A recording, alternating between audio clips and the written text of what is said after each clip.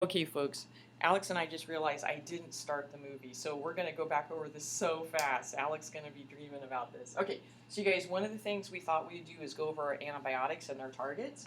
I'll do this really fast. So one target, folks, is bacterial gyrase, and the antibiotics, it's the big class known as the quinolones, a subclass is fluoroquinolones, and the specific example is ciprofloxacin. And by inhibiting bacterial gyrase, then we're going to inhibit, I should add this up here, we're going to inhibit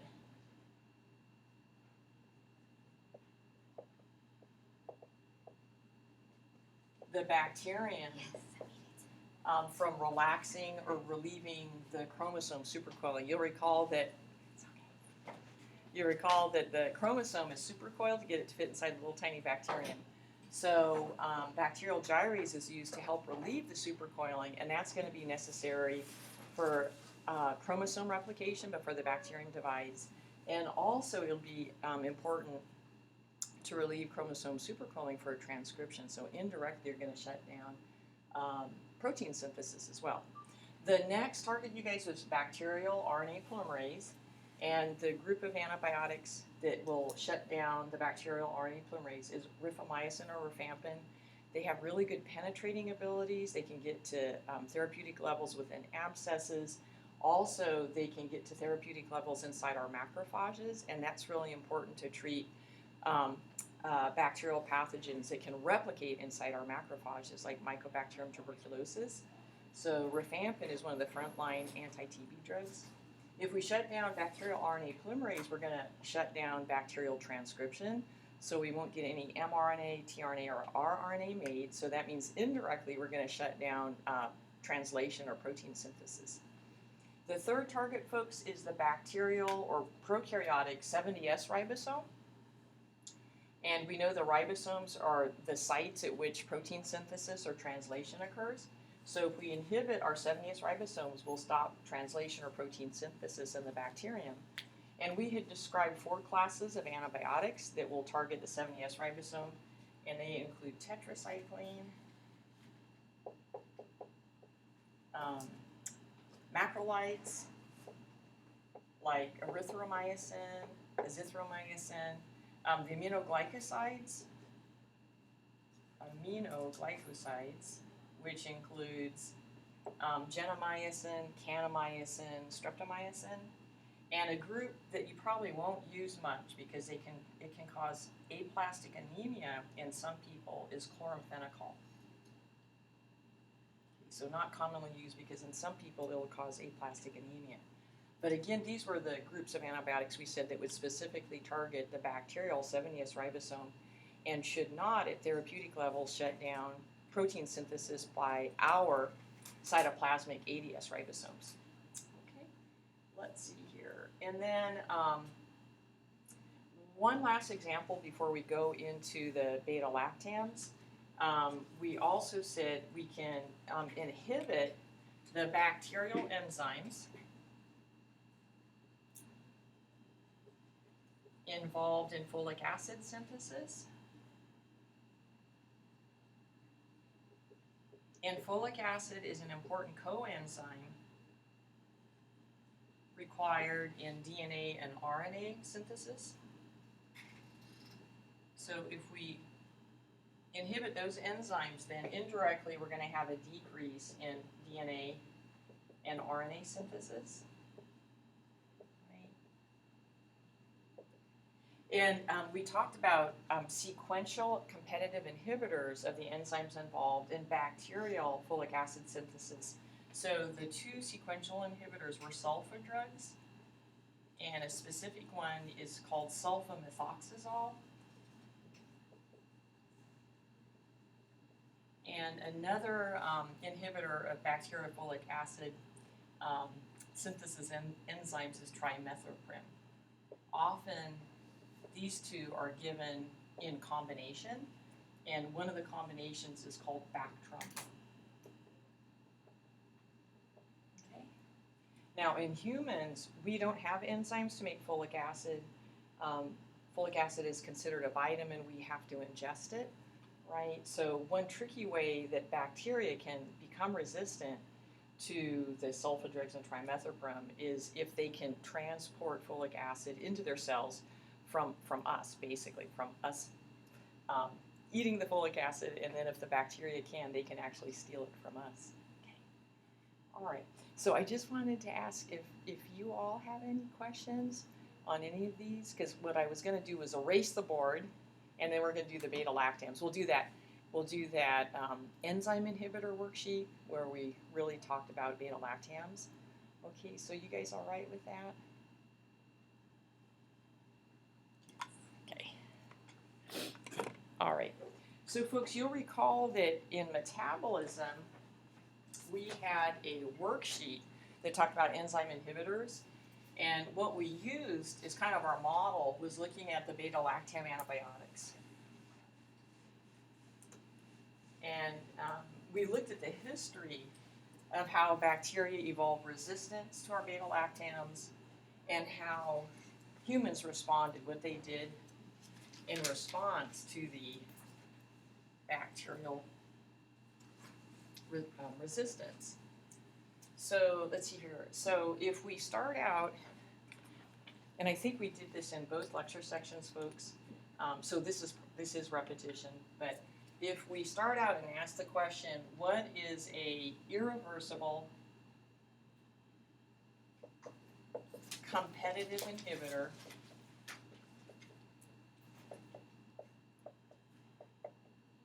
of bacterial transpeptidase?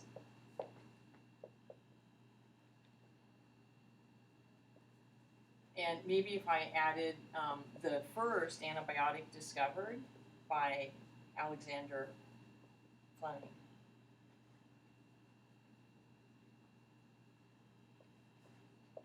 So here we're asking for the name of a specific antibiotic. So that would be penicillin, awesome, made by the fungus, the mold, Penicillium that we looked at in lab. Wasn't that awesome? Okay. And then, folks, if I asked you for the name of the class of antibiotics to which penicillin belongs, which class? Beta. Good. These are the beta-lactam antibiotics. Good job. Okay. So beta-lactam antibiotics, they're all irreversible competitive inhibitors of bacterial transpeptidase. So again, folks, we always want to ask ourselves, well, if you inhibit that bacterial enzyme, what's the consequence? So what happens if we inhibit the function of bacterial transpeptidase? That's right, no peptide cross-links in the peptidoglycan, and as a result, the peptidoglycan weakens, the cell wall weakens. If the bacteria are growing in hypoosmotic environments, they'll die from osmotic lysis. Yeah, good. And I'll just throw in here, you guys. So the beta-lactams, they only work on actively growing bacteria. Like once the bacteria have hit stationary phase and their peptidoglycan is already cross-linked, beta-lactams won't do any good. Good. All right. And then Alexander Fleming, he was really a wise person. He warned that if we overuse penicillin, we would select for what? Resistance. Exactly. Good. I mean, not good for us, but that is correct, right? So overuse of penicillin led to selection, and the big pathogen we're always so worried about is Staphylococcus aureus. So overuse of penicillin led to selection for penicillin-resistant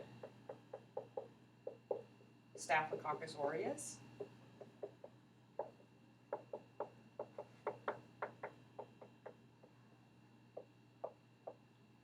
And we now know the mechanism by which staph became resistant, and that was because the staph made an enzyme that could destroy or hydrolyzes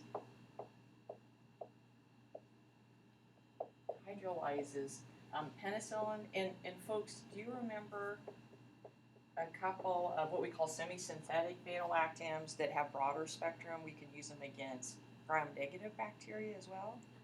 Good. Ampicillin and amoxicillin, right. So we said that penicillin is relatively narrow spectrum, used mostly for gram-positives. There are some gram-negatives that are sensitive to penicillin, but penicillin usually can't cross through the outer membrane porins of most gram-negatives. But by the folks chemically modifying penicillin, making ampicillin and amoxicillin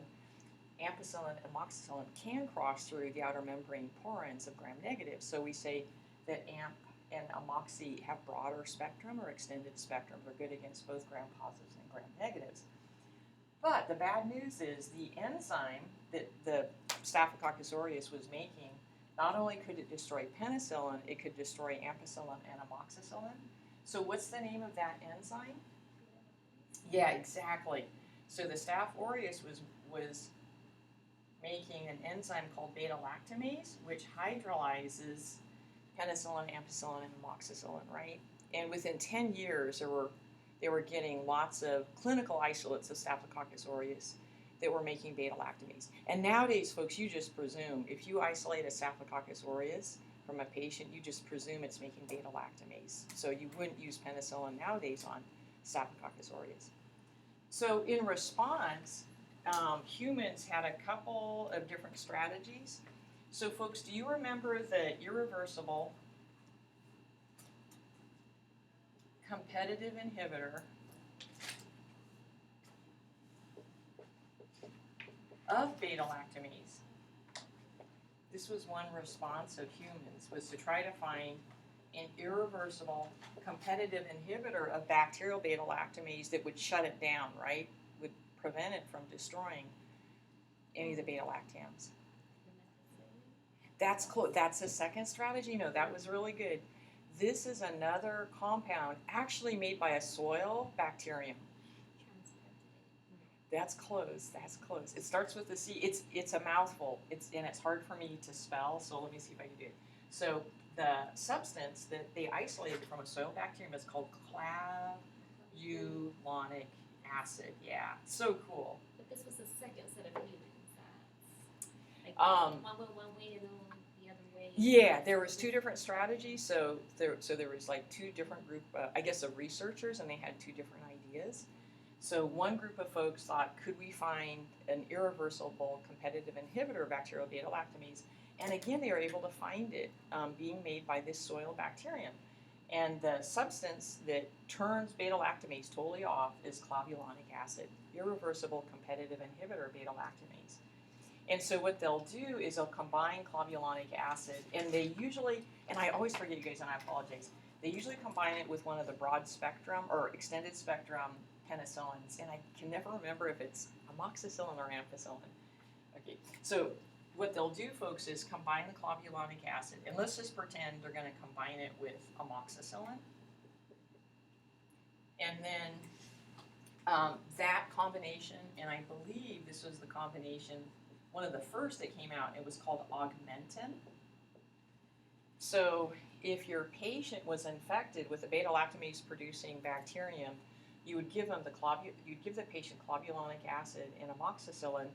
The clavulanic acid would bind to the bacterial beta-lactamase, shut it down, so then the bacterium couldn't destroy the amoxicillin, and then the amoxicillin could knock out the bacterial transpeptidase, and you'd get death of the pathogen through osmotic lysis. So that was really cool. And then the second strategy, folks, what was another strategy that humans used to try to outwit that bacterial beta-lactamase? And that was your idea? The methicillin, yeah. So what they did is they took the penicillin and they chemically modified it so that it was so bulky it could not fit into the active site, the substrate binding site of beta-lactamase. So this is a mouthful, you guys. So methicillin is described as a beta-lactamase resistant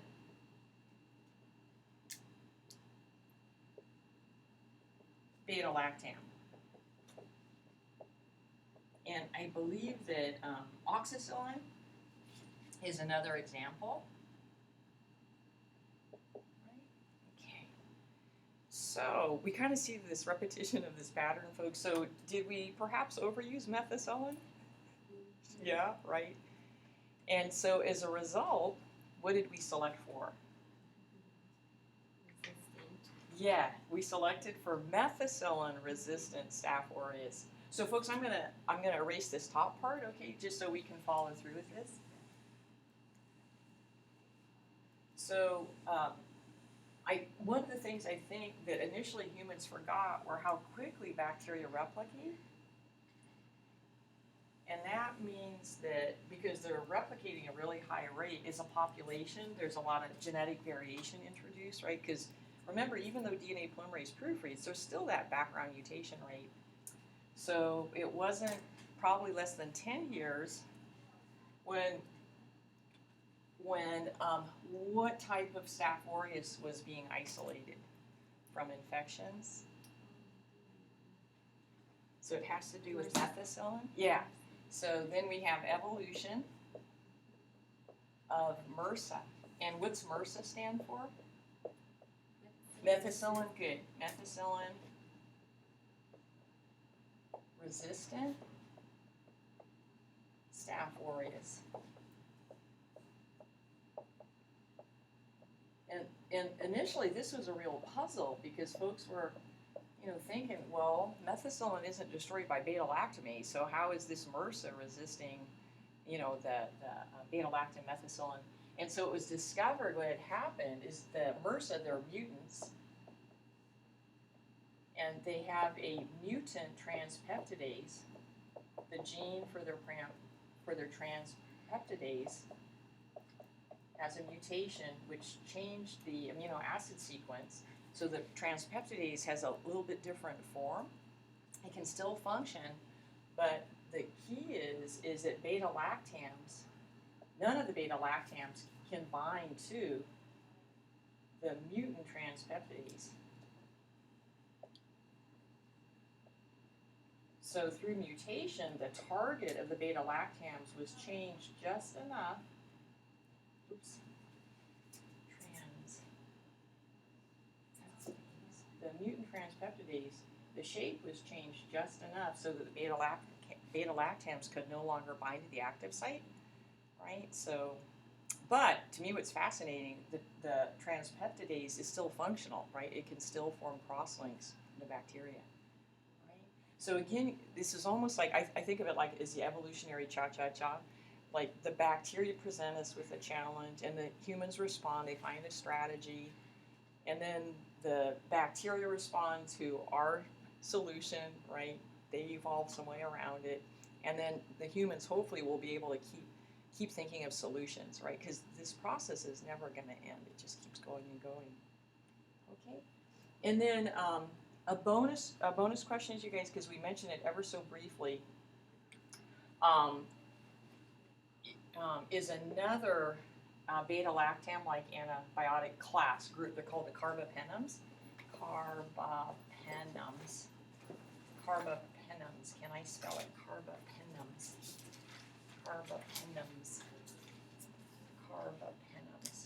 And these are supposed to be just absolutely wonderful beta-lactam-like antibiotics. And what makes them fantastic is they have really broad spectrum. They can cross the outer membranes of gram-negatives. You can use them against gram-positives.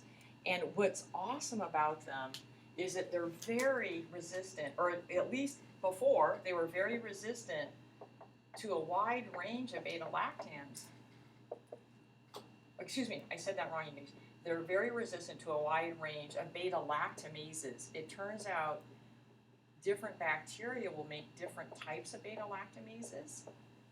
And what made the carbapenems so wonderful is the carbapenems were resistant to this great diversity of beta-lactamases, right? So carbapenems, we'll say broad or extended spectrum, both gram-positives and gram-negatives. And my understanding is that in clinical medicine, if you had a patient that was suffering with a gram-negative bacterial infection and it was resistant to many other antibiotics, you could grab your carbapenem and save the patient's life, right? It was really a fantastic antibiotic.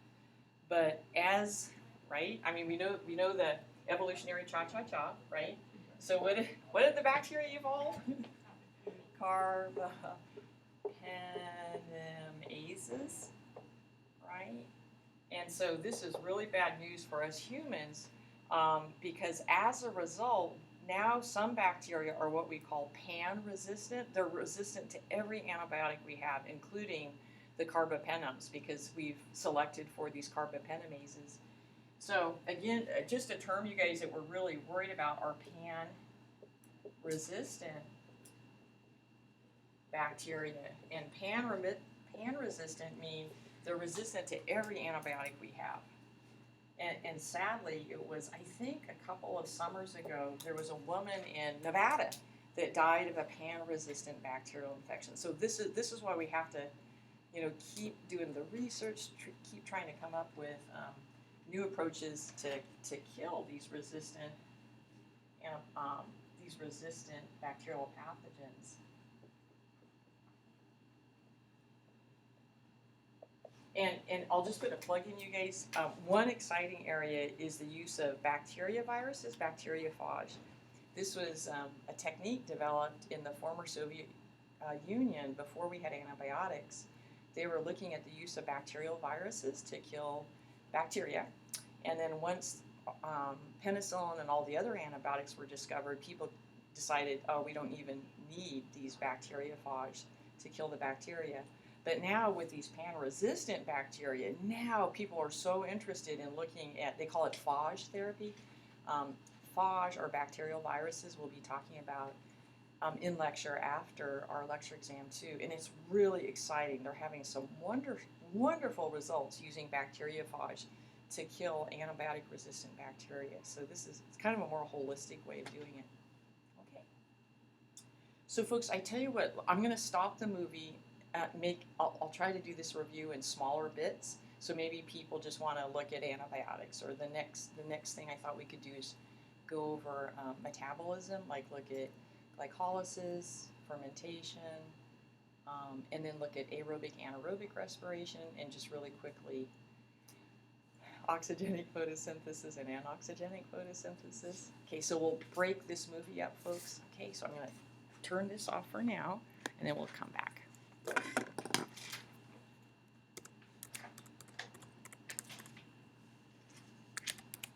So we'll label this like a little antibiotic review.